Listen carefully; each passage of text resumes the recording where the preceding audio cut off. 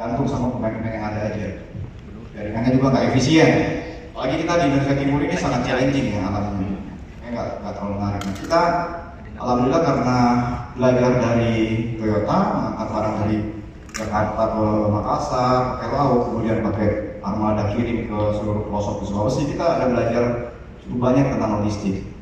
Dari situ kemudian kita berpikir, kenapa keahlian yang kita dapat ini sudah ngerti detail mengenai masalah logistik, kita nggak pakai juga untuk membantu membawa produk-produk lain sampai ke seluruh pelosok di Sulawesi. Alhamdulillah kita sudah jalan cukup banyak sekarang barang-barang yang fast moving consumer good ya, MCD yang kita bantu juga mengedarkan di seluruh Sulawesi. Itu. Perusahaan target kami yang paling besar di 2022 kontribusi untuk perusahaan adalah masuknya PLTA 515 MW akan masuk ke National Grid. Jadi listrik kita sudah bisa alirkan masuk ke gridnya PLN.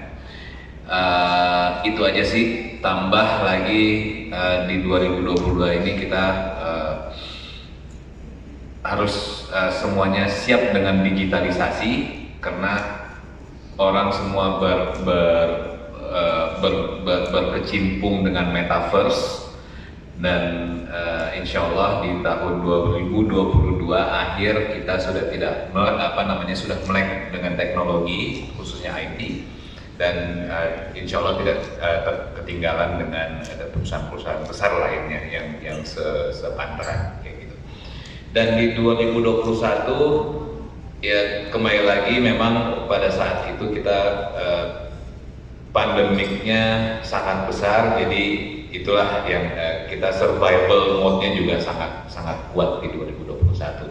Tapi alhamdulillah ekonomi kembali lagi seperti krisis biasa, ekonomi di Sulawesi khususnya Sulawesi Selatan itu tidak terdampak, saya tidak bisa bilang tidak terdampak sama sekali, tapi itulah faktanya bahwa dampak daripada pandemik, dampak daripada krisis di tahun 2020 dan 2021 itu tidak